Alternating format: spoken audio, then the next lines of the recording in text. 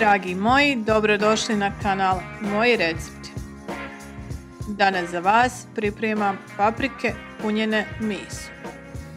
Ovdje imam otprilike oko pola kilograma sitnijih paprika, odnosno 14 komada.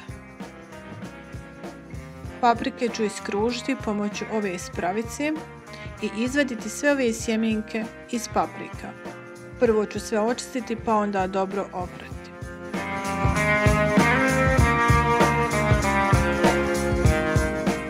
Sada ću paprike dobro oprati jednu po jednu da bi se uklonile sve sjemenke. Ovdje imam pola kilograma junećeg mljevenog mesa, dodat ću jednu glavicu luka koji sam narendala. Također dodat ću jednu mrkvu i nju sam sitno narendala. Dodat ću 5 kašika riži. Na 100 grama mesa potrebno je dodati jednu kašiku riži. Ne treba dodati ni previše riže zato što riža u toku kuhanja naburi. Riža se može i samljeti. Dodat ću i 5 kašika ulja. Ulje dodajem da bi fil bio mekši, međutim ukoliko koristite masnije meso ne morate dodavati ulje. Ovdje imam jednu čajnu kašiku soli, jednu čajnu kašiku suhe mješavine začina i pola kašike bibera. Sve fino izmiješati prvo kašikom, a zatim rukom.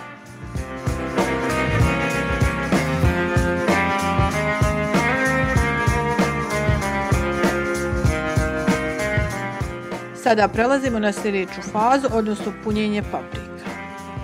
Prilikom punjenja paprika nemojte pretrpavati papriku. Znači ne nabijete, odnosno ne gurate ovaj previše fil u papriku. Zašto? Prvo, bit će vam fil tvrd. Drugo, riža u toku kuhanja nabubri. Potrebno ostaviti malo prostora u paprici, u suprotnom će fil početi da izlazi iz paprike i paprika će početi da puca, a to nikako lijepo ne izgleda. Napunila sam sve paprike, kao što vidite ostalo mi je malo fila, ali s obzirom da nemam više paprika, ja ću napraviti nekoliko kruklica. Ukoliko vam ostane paprika, možete ih napuniti krompirom, također će biti veoma ukusne i staviti zajedno s ovim da se kuhaju. A možete i praviti naravno paprike punjene samo krompirom. Ja ću koristiti ovu zemljanu posudu sa poklopcem, odnosno ovaj kao zemljani sač.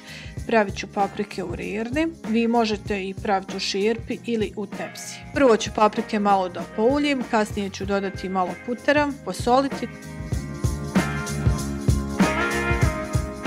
Dodati mješavinu začina i jednu kašiku mljevene i crvene paprike.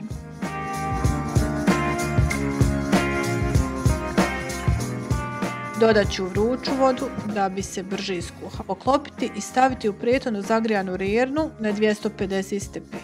U zemljanoj posudi treba sigurno oko 2-2,5 sata zato što ona ima deblje zidove i potrebno je samo oko sat vremena da se zagrije. U šerpi treba oko sat vremena. Evo ovdje imam jednu kašiku paradajz pirea, dodat ću malo vode. Dodat ću i malo brašna, može naravno i gusti, otprilike jednu kašiku.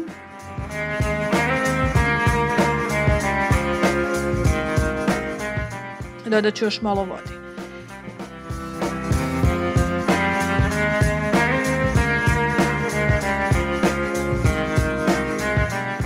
Sada ću dodati ovaj paradajz pire koji sam razmutila sa brašnom, jer vidite ovaj saft je malo vodenast, da bi saft bio ljepši i gušći.